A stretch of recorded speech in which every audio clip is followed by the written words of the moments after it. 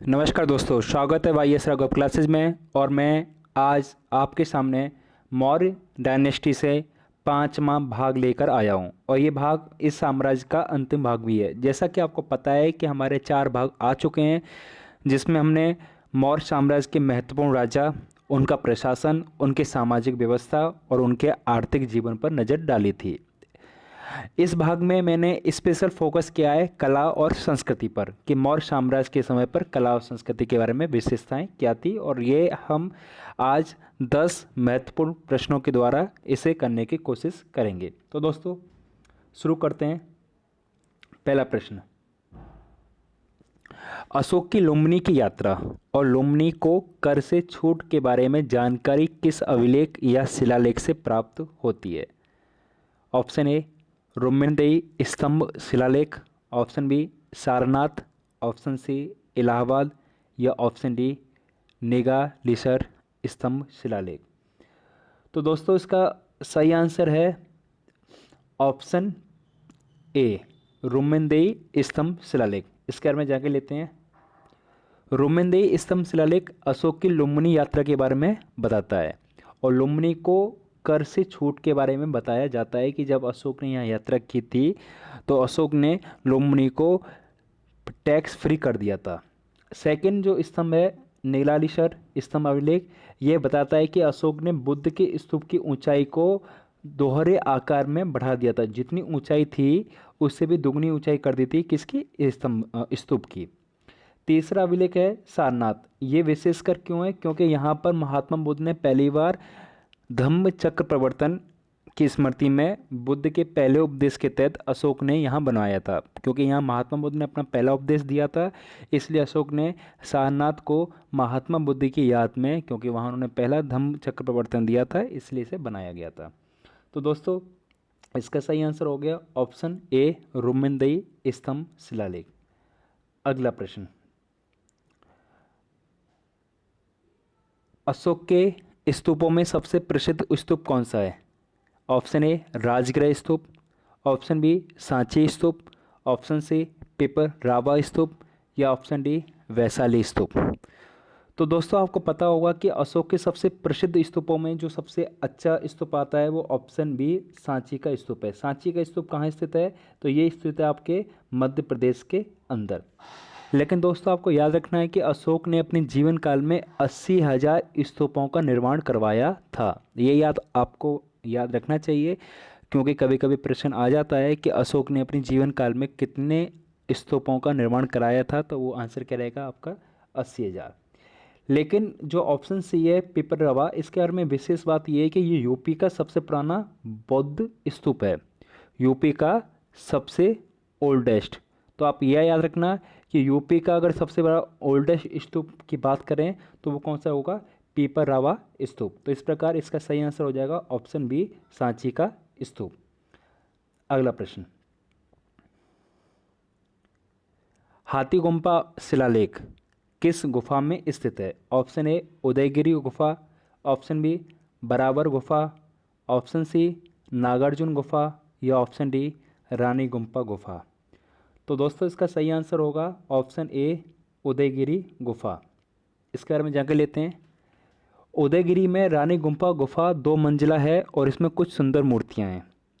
उड़ीसा के भुवनेश्वर में उदयगिरी और खंडगिरी गुफाओं को कलिंग के राजा खारवेल, ये आपको याद रखना है कि कलिंग का राजा कौन था? खारवेल होते हैं, जिन्होंने उदयगिरी में आपके हाथी गुम्फा अभिलेख को संरक्षण दिया था। हाथी गुम्फा अभिलेख में विशेष बात यह है कि यहाँ कलिंग युद्ध के बारे में भी जानकारी प्राप्त होती है। अब बात करते हैं नागार्जुन गुफाएं। नागार्जुन गुफाएं बिहार के अंदर स्थित हैं और इसे राजा दशरथ कौन थे? मौर्य वंश के राजा आते हैं, अशोक के बाद में जो राजा बनते हैं, अशोक के पोते होते हैं दशरथ, उनके जीवन काल में नागार्जुन गुफाओं में ये कुछ आपके पहाड़ियों में, नागार्जुन पहाड़ियों में ये कुछ गुफाओं का निर्माण कराया गया था।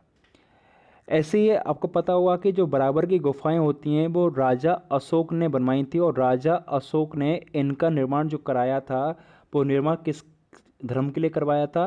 तो उस धर्म का नाम क्या था आपका? आजीविका। तो आजीविका संप्रदाय के लिए अशोक ने किस पहाड़ियों में उन 4 गुफाओं का निर्माण कराया था? तो वो पहाड़ियाँ कौन सी थी? बराबर की पहाड़ियाँ हैं। तो इस प्रकार इसका सही आंसर जो हो जाएगा वो आंसर क्या रहेगा? Option A Udayagiri.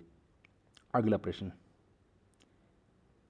बराबर गुफाओं का निर्माण अशोक ने किस धर्म के लिए कराया था? ऑप्शन ए आजीविका, ऑप्शन बी बुद्ध धर्म, ऑप्शन सी जैन धर्म या ऑप्शन डी ब्राह्मण धर्म। जैसा कि आपको पता है, मैं आपको बता चुका हूँ, लास्ट प्रश्न में बता चुका हूँ कि बराबर गुफाओं का निर्माण अशोक ने आजीविका संप्रदाय के लिए कराया था। तो इस प्रकार इसका सही आंसर हो जाएगा ऑप्शन ए आजीविका संप्रदाय। अगला प्रश्न, मौर्य काल में सबसे प्रसिद्ध मूर्तियों में से 2 यक्ष और यक्षिणी किस धर्म की पूजा से संबंधित हैं? ऑप्शन ए बुद्ध धर्म, ऑप्शन बी जैन धर्म, ऑप्शन सी ब्राह्मण धर्म या ऑप्शन डी उपर्युक्त सभी। तो दोस्तों आपको याद रखना है कि मौर्य काल में जो यक्ष और यक्षिणी की मूर्तियां होती थीं, ये बहुत ही डेकोरेटेड फॉर्म में होती थी, बहुत ही सजावटी होती थी। इनको अलंकृत किया गया था सोने के आभूषणों से। ये आपके बौद्ध धर्म, जैन धर्म और ब्राह्मण धर्म तीनों से संबंधित थीं। तो इस प्रकार इसका सही आंसर हो जाएगा ऑप्शन डी उपर्युक्त सभी। तो दोस्तों याद रखना है कि मौर्य काल में सबसे प्रसिद्ध मूर्तियाँ यक्ष और यक्षिणी की थीं जो तीनों धर्मों से बिलोंग करती थीं। तो इस प्रकार इसका सही आंसर हो गया ऑप्शन डी उपर्युक्त सभी। अगला प्रश्न, यक्षी का सबसे पहला उल्लेख किस ग्रंथ या साहित्य में पाया जाता है? ऑप्शन ए तमिल पाठ शिल्पापाडिकरम, ऑप्शन बी कौटिल्य रचित अर्थशास्त्र, ऑप्शन सी पुराण या ऑप्शन डी उपर्युक्त सभी। तो दोस्तों इसका सही आंसर हो जाएगा ऑप्शन ए तमिल पाठ शिल्पापाडिकरम। तो ये इसका सही आंसर है। शिल्पापाडिकरम जो पुस्तक है ये संगम साहित्य की सबसे महत्वपूर्ण किताब मानी जाती है। और संगम साहित्य किस राजा की या किस राजवंश के समय हुआ था? तो संगम साहित्य जो हुआ था वो राजवंश कौन सा था? पांड्या राजवंश थे। तो याद ये रखना है कि संगम साहित्य किस राजवंश के समय लिखा गया था? पांड्या राजवंश के समय लिखा गया था। संगम साहित्य की एक इम्पोर्टेंट किताब कौन सी है? तो आप लिख सकते हैं कि संगम साहित्य की किताब कौन सी है? शिल्पापाडिकरम। और संगम साहित्य की भाषा क्या थी? तो भाषा क्या थी? तमिल। तो इस प्रकार इसका सही आंसर हो जाएगा ऑप्शन ए तमिल पाठ शिल्पापाडिकरम। अगला प्रश्न, मौर्य काल की मिट्टी के बर्तनों को आमतौर पर क्या कहा जाता है?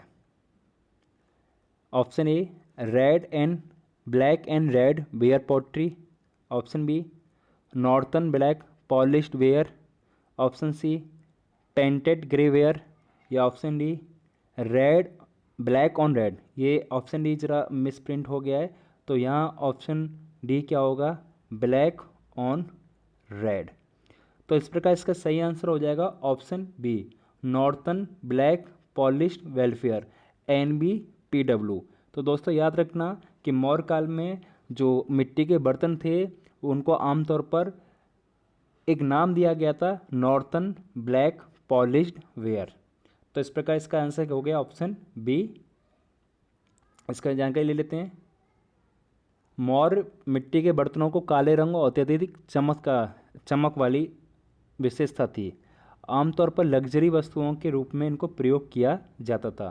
तो इस प्रकार अगला प्रश्न हम देखते हैं। इसका तो सही आंसर ऑप्शन बी हो गया। अगला प्रश्न 8वें का देखते हैं। गांधार कला में अभय मुद्रा किस संदेश को बताती है?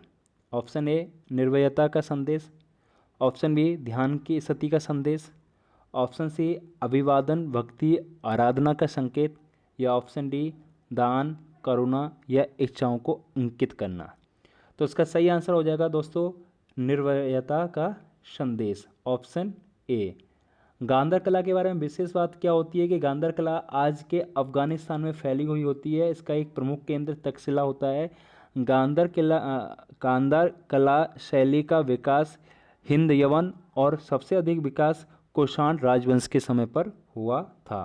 तो इस प्रकार दोस्तों इसका सही आंसर हो जाएगा ऑप्शन ए निर्भयता का संदेश। अगला प्रश्न, अमरावती कला का विकास किस नदी के पास हुआ था?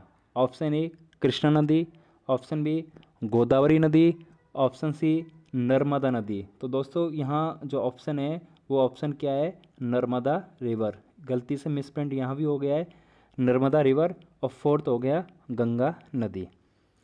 अमरावती जो कला है ये कला विकसित होती है कृष्णा नदी के किनारे पर। अब कृष्णा नदी के किनारे पर क्यों होती है? क्योंकि आपको पता होगा कि सातवाहन वंश का विकास होता है मौर्यों के साम्राज्य के खत्म हो जाने के बाद साउथ इंडिया के आंध्र प्रदेश और महाराष्ट्र में।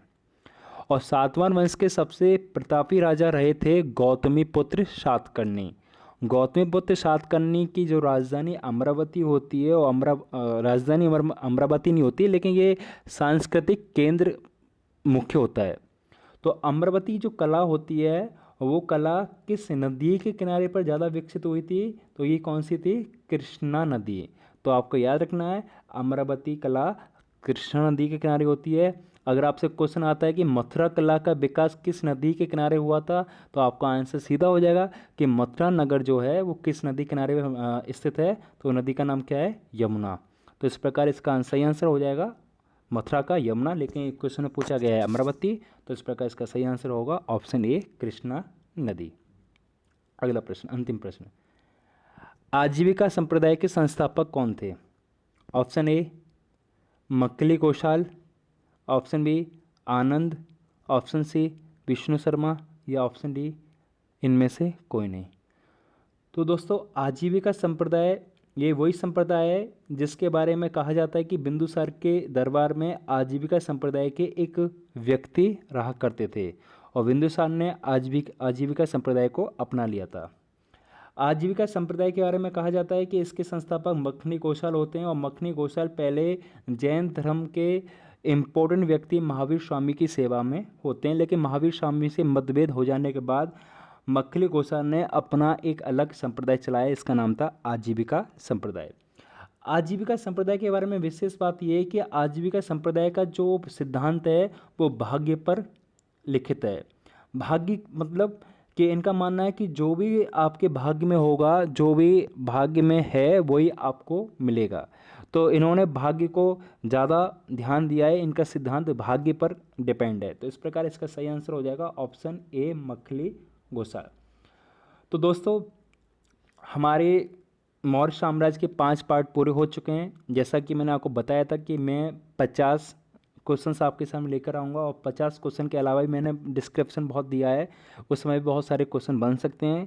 आप लोगों से मेरी उम्मीद है कि आप इस सीरीज़ को ठीक से पढ़िए और उम्मीद करता हूँ कि आप मौर्य साम्राज्य में अपनी किताब पढ़ने के बाद जो भी आप किताब रेफरेंस में लगाते हो, या चाहे वो एनसीईआरटी हो, चाहे वो कोई भी पब्लिकेशन की किताब हो, आप लगाने के बाद में आप ज़रूर क्वेश्चन लगाइए। ऐसा नहीं है कि आप मेरे ही वीडियो से क्वेश्चन लगाइए, आप जितनी वीडियो हैं उनसे क्वेश्चन लगाइए। जितने मैक्सिमम आप क्वेश्चन लगाएंगे उतना ही आपके अच्छे चांस हो जाएंगे एग्ज़ाम क्रैक करने के।